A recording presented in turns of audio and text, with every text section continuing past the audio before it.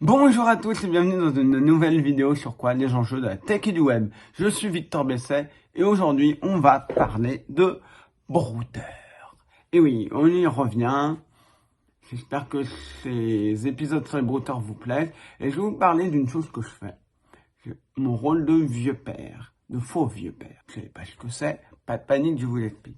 Comme vous le savez peut-être, si vous regardez les lives d'Arnaque-moi si tu peux, je suis le fournisseur de brouteurs d'Arnaque-moi si tu peux. Si c'est pas très clair, je vous explique tout, pas de panique. Arnaque-moi si tu peux est une streameuse qui traque les brouteurs. On se connaît depuis pas mal d'années, on collabore ensemble, on travaille ensemble. Bon, c'est quelqu'un d'absolument génial et elle est de plus en plus suivie. Elle est de plus connue. Et à un moment, elle s'est dit, j'ai peur d'avoir des trolls, de perdre du temps avec des trolls, parce qu'elle discute avec des brouteurs, elle a fait perdre du temps. Et le problème, c'est que si un brouteur arrive avec un 06 ou un 07, ça peut être un numéro, comment on peut dire, donc virtuel, mais le problème, c'est que, on rappelle, certains brouteurs utilisent des numéros virtuels, ça va permettre d'avoir des 06 et 07 français. Donc, elle reçoit un 06, qu'est-ce qui prouve, ou un 07, qu'est-ce qui prouve que c'est pas un troll? Parce qu'un troll peut lui aussi acheter un numéro virtuel en 06 ou en 07.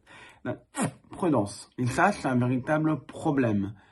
Donc, elle m'a demandé d'aller lui trouver des brouteurs. Et c'est là que j'interviens, je fais quelque chose qu'il ne faut surtout pas que vous fassiez. Parce que c'est dangereux.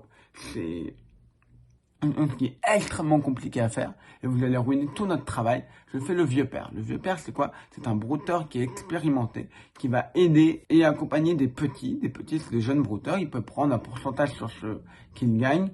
Certains n'hésitent pas à voler les victimes du brouteur.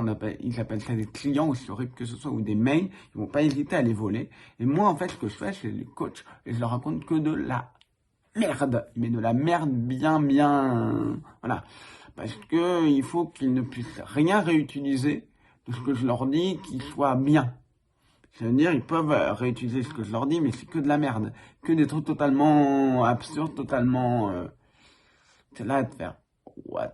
C'est quoi ça? Et voilà, mais en fait, le but, c'est que s'ils sont face à une vraie victime, ils fassent plein de choses qui alertent la victime et qui lui fassent dire, non, ce type-là, il n'est pas normal, il n'agit pas correctement, j'abandonne. Le but, c'est de leur faire perdre un maximum de victimes, en leur faisant croire que certains trucs sont tout à fait normaux, et que c'est la logique, si tu fais pas ça, tu n'auras pas de victimes.